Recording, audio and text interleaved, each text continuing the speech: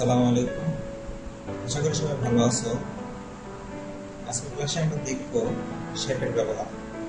Shape use করে আমরা কিভাবে সুন্দর পাওয়ারপয়েন্ট প্রেজেন্টেশন তৈরি করতে পারি।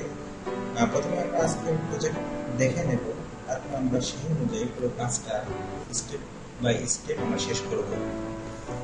প্রথমে আমরা আমাদের পাওয়ারপয়েন্ট প্রজেক্টটাতে যাই, যেটা অলরেডি আমি তৈরি করে রেখেছি। এরপরে এই অনুযায়ী আমরা কাজটা আগাবো। দেখো কি করা হয়েছে এখানে। স্পেস বার একটা দিলে ফার্স্ট স্লাইডটা বের হয়ে আসবে, এরপরে সেকেন্ড স্লাইড, এরপরে third slide, fourth slide, fifth slide.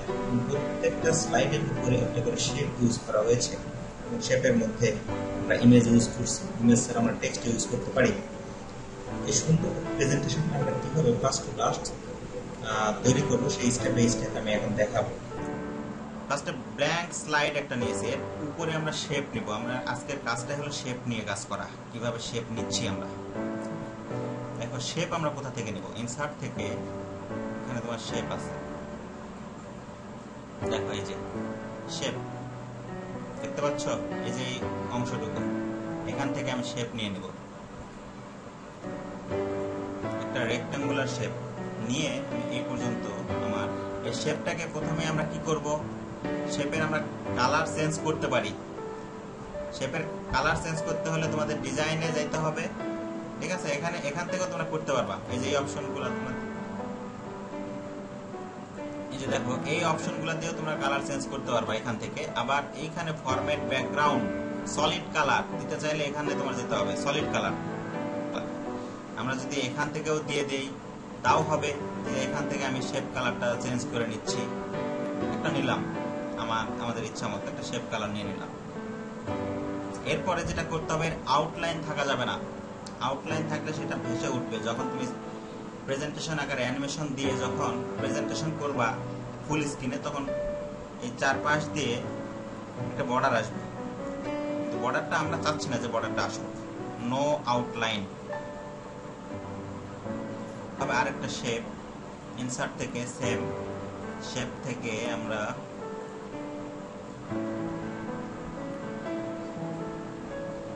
এরকম একটা শেপ নিয়ে নিলাম, যেটার কালারটাও আমরা সেম রাখবো।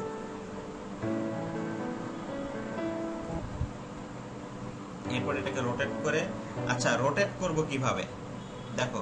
এই যে উপরে দেখো রোটেট চিহ্নর মতো আছে সিম্বল, এটাকে ধরে শিফট ধরবা সবসময়। শিফট চেপে ধরে এটা ঘোরাবা। যদি শিফট না চাপো তাহলে তোমাদের সাইজটা অ্যাকুরেট হবে না। শিফট যদি না চেপে ধরো এটা এলোমেলো একটা সাইজে চলে যাবে।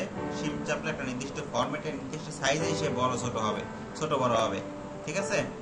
দেখো আমি শিফট ধরে এটা ঘোরাচ্ছি, ঘোরায় আমাদের মতো করে আমি নিলাম, ঠিক আছে? এইটারও সেম ভাবে আমি আউটলাইনটা উঠাই দেবো। কোনো আউটলাইন আমি কোনোটারে রাখবো না। বুঝতে পারছো? এতটুকু শেপ নেওয়া, নির্দিষ্ট স্থানে নিয়ে নেই।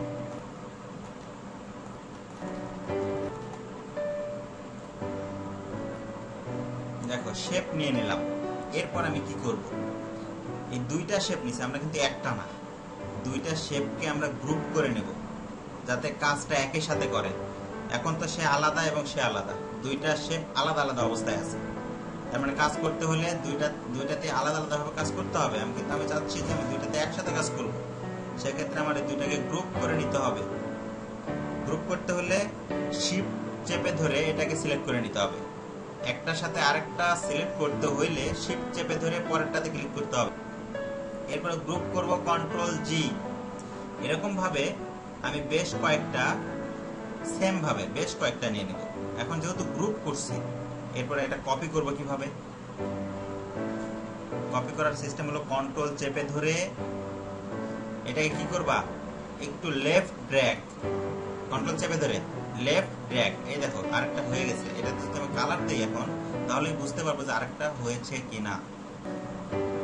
সিলেক্ট অবস্থায় আমি কালার দিয়ে দিই অন্য একটা, এখান থেকে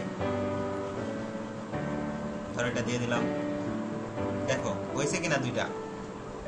আচ্ছা সেম ভাবে আমার বেশ কয়েকটা নিতে হবে। দেখো কন্ট্রোল ধরে আমি যখন আলাদা করে নিচ্ছি, আমি একটা দেওয়ার সাথে সাথে আমি সাথে সেটার কালারও চেঞ্জ করে দিয়ে আসবো সেম ভাবে। ঠিক আছে। আবার যখন নিচ্ছি সেটার আমি কালার সাথে সাথে চেঞ্জ করে দিয়ে আসবো।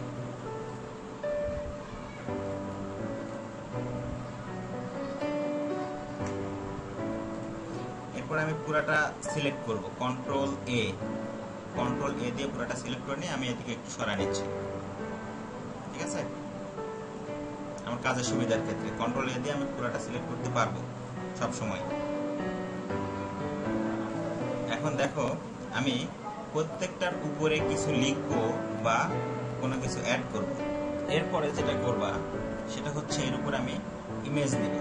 পিকচার থেকে ইনসার্টে দেখো পিকচার আছে, ইনসার্টে পিকচার থেকে দিস ডিভাইস আমি যেখান থেকে ইচ্ছা আমি অনলাইন থেকেও নিতে পারি। আমার যেহেতু এখানে আছে ডেস্কটপে যে ইমেজ, আমি একটা একটা করে ইমেজ নিয়ে নিই। দেখো আমি ইমেজটা আমি কোনটাতে দিব, এটাতে দিব ইমেজটা। দেখো একটা করে বের করে দিচ্ছি, একটা করে ইমেজ আমি দিয়ে দিচ্ছি এখানে এটার সাথে। এরপর আমি এটার সাথে এটাও গ্রুপ করে দিব।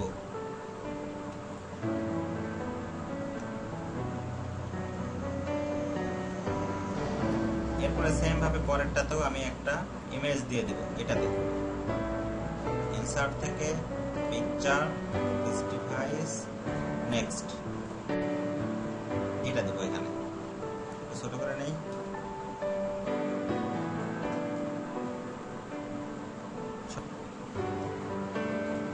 এরপরে দেখো এটাকেও আমি এটার সাথে গ্রুপ করে দেব সেম ভাবে আগেরটার মতো শিফট চেপে এটার সাথে কন্ট্রোল জি দিলাম। এরপরে দেখো আমি সেন্ড ব্যাক না দিলে আমার উপরে যেগুলো ছিল সেগুলো আসবে না। সেন্ড ব্যাক, সেন্ড ব্যাক কয়বার দিলাম?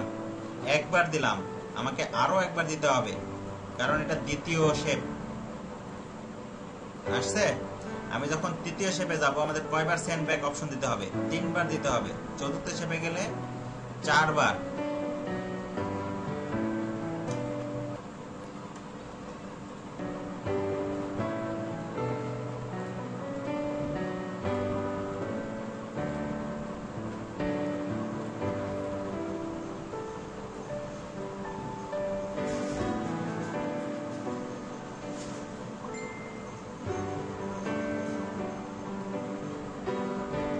এরপরে এই জিনিসগুলোতে আমি প্রত্যেকটা একটা একটা করে সিলেক্ট করব এবং এটাতে কিছু শেপ দিয়ে দেবো, শ্যাডো।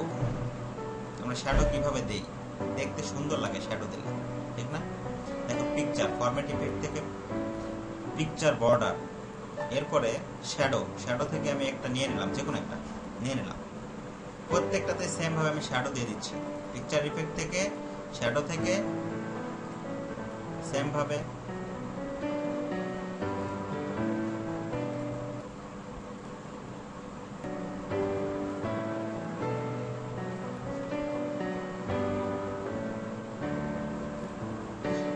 প্রত্যেকটা যখন আমি শ্যাডো নেওয়া শেষ, শ্যাডোগুলো যদি আরেকটু আমি বাড়াই দিতে চাই সেক্ষেত্রে আমার কি করতে হবে?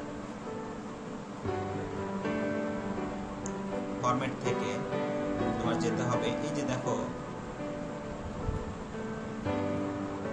শেপ স্টাইল, এই যে নিচে এটা দেখতে পাচ্ছ কিনা, এই যে এই চিহ্ন, ফরম্যাটে আমি ক্লিক করছি, করার পরে শেপ স্টাইলের এই যে কর্নারে দেখো একটা অ্যারো চিহ্ন আছে, এখানে ক্লিক করলে আমার ডান পাশে ফরম্যাট শেপ নামে একটা অপশন আসবে ডান পাশে।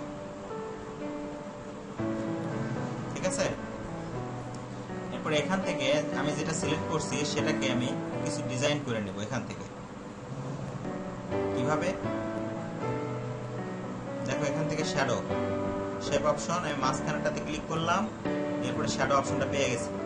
আমি ট্রান্সপারেন্সি কিছুটা বাড়াই দেবো, ধরো দিলাম 39। এরপরে ব্লার, ব্লার তো অনেকে বোঝো ব্লার কেন করে। এরপরে এটাকে 0 করে দেই, ডিসটেন্স একটু বাড়াই দেই, দিলাম। দেখো যেটাকে ধরছি সেটা একটু চেঞ্জ হয়ে গেছে। এর উপরেরটাও আমরা সেম ভাবে ট্রান্সপারেন্সি সবকিছু করে দেবো, আমরা যত জানিছি সেম রাখ। 39 কম হয় 49, সবগুলো 49 নিয়ে নেব আমি। এটা হলো ব্লার 2007, এতটুকু আমার কাজ শেষ। এখন আমি কি করবো, এটাকে আমি একটু টান দিয়ে এদিকে নিয়ে নিই আমার কাজের জন্য, দেখতে পাবো। আর একটা করে ধরবো, ধরে আমি অ্যানিমেশন দিয়ে দিব এটাতে। অ্যানিমেশন, আমার অ্যানিমেশনগুলো কোথায়? এই যে এখানে আছে, দেখো অ্যানিমেশন, ক্লিক করলে এখানে অ্যানিমেশন আসবে আমার। আচ্ছা দেখো অ্যানিমেশনগুলো আমি একটা একটা করে দিয়ে দেবো এখানে, লাইন দিয়ে। এখানে দেখো নিচের দিকে যাচ্ছে, আমার লাগবে হলো ডান দিকে, রাইট অ্যানালাইন ইফেক্ট অপশন থেকে তুমি এখান থেকে রাইট করে দেবা, রাইট প্রত্যেকটা এভাবে দিয়ে দিবা। এবং এগুলো একটু এই যে একটা অ্যারো চিহ্ন আছে না, টাইম শেষ, এটা দেখাতে পারলাম না, টান দিয়ে দিয়ে একটু নির্দিষ্ট মাপে নিতে হবে। আমি নেক্সট ক্লাসে তোমাদের দেখাই দেবো ইনশাল্লাহ। এটাকেও আমি লাইন, সবগুলোতে লাইন দিয়ে দেব। দেওয়ার পরে আমি ইফ শেপ থেকে রাইট, সেম এটাতেও সব কাজ শেষ। এখন আমাদের দেখার পালা, আমরা স্টেপ বাই স্টেপ এতক্ষণ ধরে আমরা কি শিখে আসলাম, ফাইনালি আমরা প্রজেক্টটা শেষ করতে পারছি কিনা সুন্দরভাবে আমরা একবার দেখে নিই আমরা কি তৈরি করলাম। একটা করে যখন স্পেস বের দিচ্ছি, আমাদের যে স্লাইডটা প্রথম রেডি করছিলাম সেটা বের হয়ে আসলো। এটা second slide, third slide, fourth slide, fifth slide. অর্থাৎ আমাদের কাজটা খুব সুন্দরভাবে আমি শেষ করে ফেলেছি। আমরা আশা করি এই কাজগুলো খুব মনোযোগ সহকারে শিখবো এবং অন্যদেরকে শেখাবো। সবাই ভালো থাকো, নেক্সট ক্লাসে আবারও দেখা হবে। আসসালামু আলাইকুম।